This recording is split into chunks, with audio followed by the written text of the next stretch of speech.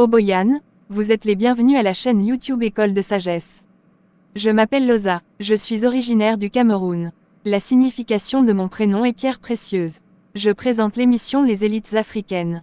Cette émission a pour but premièrement de rendre visibles les élites africaines résidant aussi bien en Afrique qu'à l'étranger et deuxièmement à renforcer la confiance en soi du peuple noir. C'est une méthode didactique pour contrecarrer l'un des objectifs du colonialisme qui consiste à faire croire aux peuples colonisés qu'ils ne sont ni civilisés, ni intelligents, etc. Le peuple noir doit connaître et révaloriser ses propres génies qui ont révolutionné le monde avec leurs idées et leurs œuvres. Ces élites africaines sont les modèles et la fierté du peuple noir. Cette émission est un miroir qui reflète une partie de la vraie histoire du peuple noir, à savoir la vie des élites africaines que le colonialisme cache. Aujourd'hui je vais présenter l'élite afro-américaine Otis Frank Boykin. Otis était né le 29 août 1920 à Dallas. Sa mère Sarah Jane était une femme au foyer pendant que son père Walter Benjamin exerçait le métier de pasteur dans une église baptiste. Otis avait fréquenté à Dallas au lycée destiné uniquement aux Afro-Américains à cause du racisme de la société blanche américaine. Ce lycée s'appelait Booker T. Washington High School. En 1938, il y était sorti comme major de sa promotion. Ensuite, il avait étudié la physique et la chimie à l'université Fisk. L'université était située à Nashville et était réservée uniquement aux Noirs. Il faisait de petits boulots pour financer ses études. En 1941, il avait interrompu ses études sans obtenir de diplôme. Il alla s'installer à Chicago où il y travailla comme employé de bureau dans la société Electro Manufacturing Company. Il changea plus tard de métier en travaillant d'abord comme assistant de laboratoire à la Majestic Radio and Television Corporation et ensuite comme superviseur dans l'entreprise. En 1944, Otis travailla comme ingénieur de recherche au laboratoire de recherche P.J. Nielsen. Il fonda une famille dans les années 1940, sans avoir eu d'enfants. En 1949, Otis et une connaissance avaient fondé leur propre entreprise. En juin 1952, ils avaient fait breveter une résistance de précision à laquelle ils avaient apporté des améliorations. En 1954, Otis avait travaillé comme ingénieur en chef pour la société Monson Manufacturing Corporation. Ensuite il travailla pour la société Chicago Telephone Supply Company, où il développa des résistances et d'autres composants électriques. En 1956, Otis avait développé une résistance performante capable de résister à d'importantes variations de température.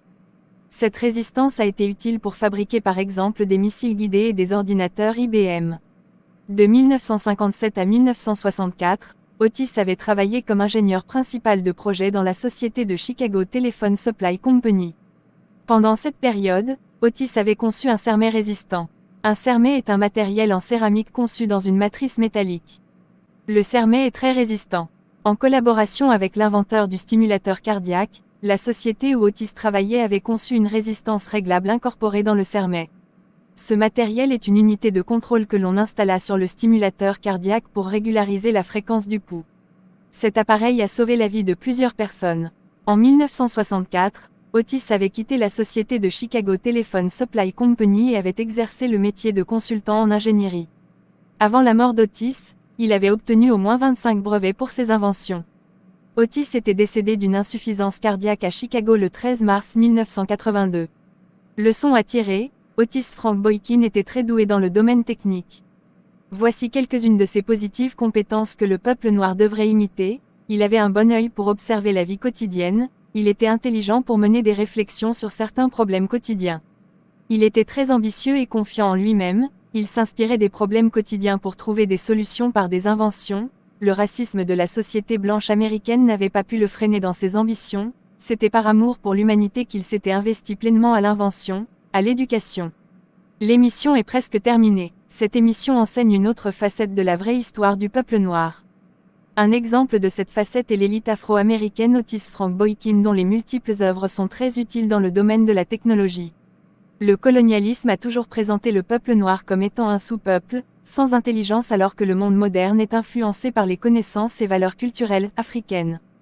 Par conséquent le colonialisme est un instrument de désinformation dont l'un des objectifs principaux est de déformer par différentes stratégies l'histoire du peuple noir. Ces stratégies sont par exemple l'école, la politique, les médias, les religions importées, etc. Pour clôturer, je vous présente mes meilleurs vœux pour cette semaine à travers une photo de riz aux légumes, puis cette citation de l'anticolonialiste président Kwame Nkrumah, originaire du Ghana. Je cite, « Tant de bénédictions coulent de notre unité. Tant de désastres devront faire suite à notre désunion.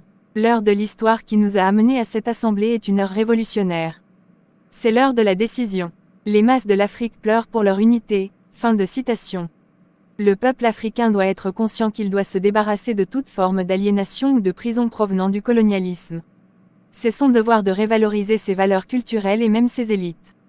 Comment se fait-il qu'à l'école par exemple le programme scolaire enseigne très peu sur les élites africaines, ou que dans les publicités on parle très peu des inventions africaines, ou que dans la majorité des nations africaines les langues coloniales sont établies comme langues administratives etc. Le peuple noir doit être conscient qu'il existe un mécanisme naturel que l'on appelle l'autorégénération. Ce mécanisme est observé aussi bien dans le règne végétal que dans le règne humain et le règne animal. L'autorégénération vient après une période de destruction etc. Symboliquement le colonialisme et toutes ses pratiques sont à considérer comme la destruction, l'impureté, la plaie etc. Pendant que toutes les formes de lutte du peuple noir pour se débarrasser du colonialisme et de ses pratiques symbolisent le mécanisme d'autorégénération. Ainsi c'est un devoir et un droit naturel du peuple noir de se débarrasser de toutes les pratiques destructives du colonialisme. Alors le peuple noir ne doit pas cesser de se révolter contre toutes les pratiques destructives ou coloniales des nations impérialistes. Dans le règne végétal, lorsque par exemple un feu de brousse brûle une forêt, une grande partie de la végétation est détruite. Quelque temps plus tard la forêt se régénère elle-même par le fait que de nouvelles plantes poussent et la forêt réapparaît. Dans cet exemple le feu de brousse symbolise la destruction et la repousse de la végétation symbolise l'autorégénération. Dans le règne animal, par exemple beaucoup d'animaux ont leur méthode pour faire la toilette et se débarrasser des parasites qui sont sur leur corps. Ici par exemple les saletés et les parasites représentent l'impureté, puis la toilette et l'élimination des parasites symbolisent l'autorégénération. Dans le règne humain, lorsqu'une partie du corps est blessée, le corps humain a ses propres méthodes pour cicatriser la plaie et lutter contre les infections. Dans ce cas la blessure du corps humain et les bactéries symbolisent la plaie, puis le mécanisme de cicatrisation et de lutte contre les infections représente l'autorégénération. Le mécanisme d'autorégénération se renouvelle autant de fois que l'équilibre du règne végétal, ou animal, ou humain est menacé. De plus c'est un mécanisme qui s'opère par réflexe et non sur ordre de qui que ce soit. Ce qui veut dire que le peuple noir doit être attentif à tout ce qui se passe autour de lui, pour agir par réflexe contre toutes les formes de colonialisme qui perturberaient son équilibre, son bien-être.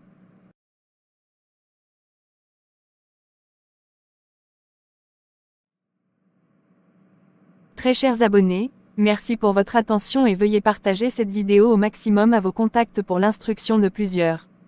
Eiso, au revoir.